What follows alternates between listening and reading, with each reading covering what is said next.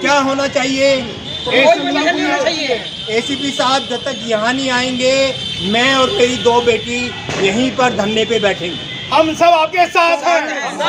Doctor साहब संघर्ष करो। परमिशन दो, एसीपी परमिशन दो, एसीपी परमिशन दो, एसीपी परमिशन दो। बेटी के सम्मान में, बेटी के सम्मान में, बेटी के सम्मान में, we want justice, we want justice, we want justice, we want justice, we want justice, we want justice। कातिलों को फांसी दो, कातिलों को फांसी दो, कातिलों को फांसी दो। मातम की परमिशन दो, मातम की परमिशन दो, मातम की परमिशन दो, मरने की परमिशन दो,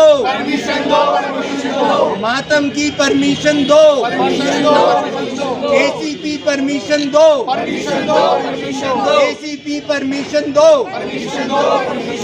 एसीपी परमिशन दो। तुम्हारे साथ है, हमारे साथ है। जीवन जस्टिस, जीवन जस्टिस। बलात्कारियों को फांसी दो, बलात्कारियों को फांसी दो, बलात्कारियों को फांसी दो, फांसी दो। बेटी के सम्मान में, हम सब मैदान में, बेटी के सम्मान में, हम सब मैदान में, बेटी के सम्मान। कोलकाता की डॉक्टर के रेप और मर्डर के बाद पूरे देश के अंदर लोगों में गुस्सा और आक्रोश दोनों देखा जा रहा है। डॉक्टरों का आक्रोश उबाल पर है, पूरे देश में प्रदर्शन हो रहे हैं। गाज़ियाबाद में भी एक ऐसा ही प्रदर्शन देखने के लिए मिला, जहां पर डॉक्टर बीपी त्यागी ने अपने कुछ साथियों के साथ, सामाजिक लोगों के साथ मिलकर एक प्रदर्शन किया और कैंडल मार्च निकाला।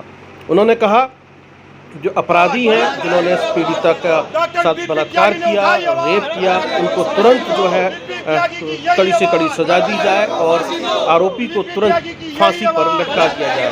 उन्होंने अपील की है कि सुप्रीम कोर्ट और जो जुडिशरी सिस्टम है वह इस पर सख्त कार्रवाई करे। वैसे आपको बता दें कि 22 अगस्त को इस पर सुनवाई होनी है। सीबीआई अपनी रिपोर्ट पेश करेगी सुप्रीम कोर्ट के अंदर। सीजेआई डीवाई चंद्रचूड़ और 3 जजों की जो बेंच है उसकी सुनवाई कर रही है और उन्होंने टास्क फोर्स बनाने का आदेश दिया है। आइए सुनते हैं क्या कह रहे हैं डॉक्टर बीपी त्यागी और जिनकी जो बातचीत हुई है थाने के अंदर, उस पर सुनते हैं।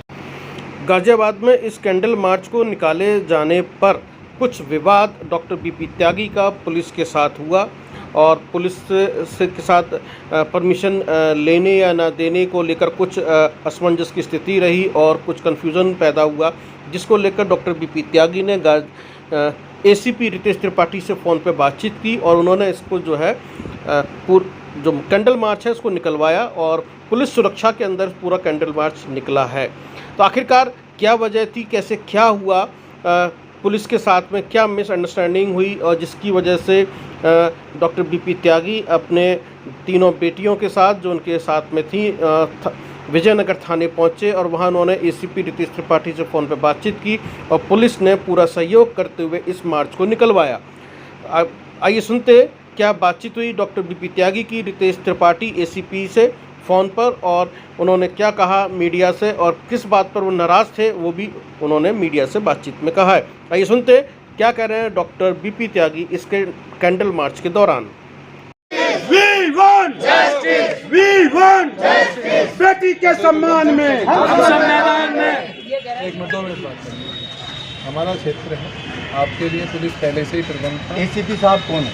एसीपी साहब हमारे रितेश त्रिपाठी जी। रितेश त्रिपाठी जी यहाँ देखिए, इधर आ बेटा, इधर। आपका हमारे पास मैसेज था सम्राट चौक से जी थाना चौक तक जी, थाना चौक तक निकलवाए, कोई दिक्कत जी? कोई दिक्कत नहीं। मना किया एसीपी साहब ने बोला परमिशन लो। मेरी बात किसी ने मना किया आपको? थाना विजयनगर क्षेत्र में किसी ने मना किया? आप पूरा कोऑपरेट किया, वहाँ खड़े थे, एसएचओ सर खड़े थे। आपके अंडर आता होगा जी? नहीं, मंदिर का कोतवाली का क्षेत्र है। नहीं तो हम आप लोगों के लिए परमिशन है, आपके लिए परमिशन है, आपकी एसीपी एक है ना दोनों के, जो ये है एसीपी कैंडल एक है मार्च ना, है, सुनिए ACP है।